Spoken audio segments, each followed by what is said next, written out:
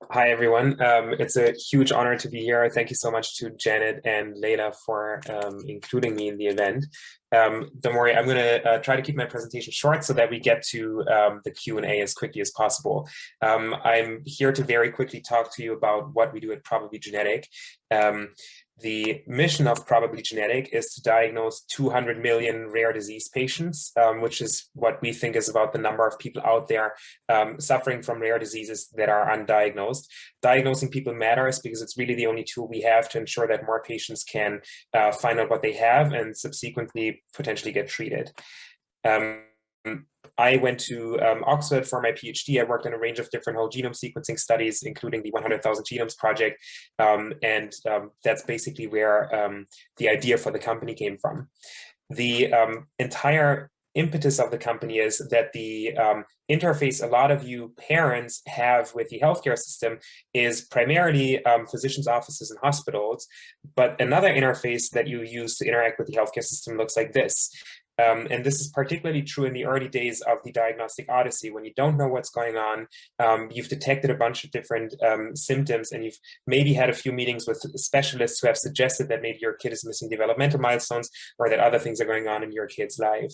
And where you often find yourself is on Google trying to figure out what the hell is going on, how do I get an answer to what is going on with my child. And we think that the next step in the process should look something like this, where if you type in your question into Google, or you're following a social media influencer that's talking about symptoms that are relevant to you, you can very easily get access to a free genetic testing program.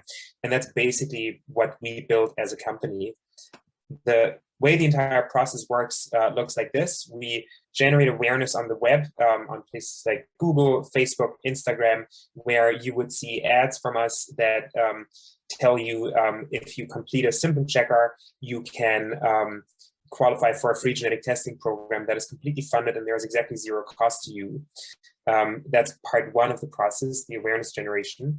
Part two is you completing the symptom checker, which looks like a very simple web form. The entire service is designed for busy parents, because if you have a kid with a chronic complex illness, you're always in between appointments, where you can picture yourself, sitting in your car right after you ran errands at the supermarket, and you're about to pick up children from school, or you're about to jump to work, and you're on the web trying to figure out what's going on. You can complete the entire process on the website. We then run the symptom checker algorithm in the background, and if you qualify for a free test, we simply ship you a free test. I'll skip over a couple steps here so that we can get to the heart of it. This is what the symptom checker itself looks like. It takes you about 2 to maybe 4 minutes to complete the whole thing. And we collect a whole lot of phenotypic data as part of the process that we then use to determine, is this somebody who should get a free test as part of the program. The way that we fund these programs is we partner with biopharmaceutical companies who front the entire test cost for patients participating in the program. What the biopharmaceutical companies get back in exchange is we tell them which physicians are treating patients that got a diagnosis, but we never share any identifiable information back to any third parties. And we think it's a really great way to get free testing out to patients and help the biopharmaceutical company find more patients that can eventually be put on treatments that they develop. I mentioned we collect a whole lot of different data as part of the process. And what we do is we contribute all of that data back to research. Patient advocacy groups are really interested in this data, so that you can build up a portfolio of genetic and phenotypic data to power all kinds of different research, as well as build up an argument for why biopharmaceutical companies should step into your space if they're not in it already. And if they're already in your space, they could start using the data as well to run disease prevalence estimates, or funnel into the work that Dr. Banka is doing to understand the variant spectrum causing different diseases better. The image that I'm showing here is what the dashboard looks like that the advocacy groups see and that also the biopharmaceutical companies see when they run sponsor testing programs. The sign-up curve here is quite literally not made up.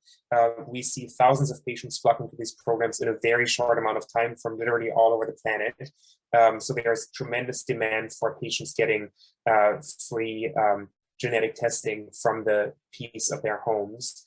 And we've been fortunate to raise hundreds of thousands of dollars to fund these types of testing programs from the biopharmaceutical community, as well as in collaboration with patient advocacy groups. I'll say one final word, not pertaining to the program, but more as I think, a message of hope to the audience that I think is important, which is, in my opinion, the future in this entire space is incredibly bright. I've been working in this in 6 years, and there have been a number of things happening that are making me really hopeful. The first one is because of work like what Dr. Banka is doing with his research group and other groups in the UK and in other places, diagnostics are teaching us that these diseases are diagnosable and that there's a lot of patients. The second thing that's happened is the advancement of many different treatment platforms, gene therapies, including CRISPR-Cas9 or mRNA technologies like you would have heard in the news, that enable us to treat many diseases using the same technologies, which shifts the entire identity in the space from we are a very small disease category to we are the largest disease category that there is on the planet. And the third thing that's happened is the advancement of the internet makes it easy for companies like us to find patients early in their diagnostic odyssey and provide diagnoses such that much more capable people who work on the treatments can then take over and treat. That's really all I wanted to cover today. I'll keep it short, and if there's any questions, I'm happy to answer them in the Q&A. Thank you.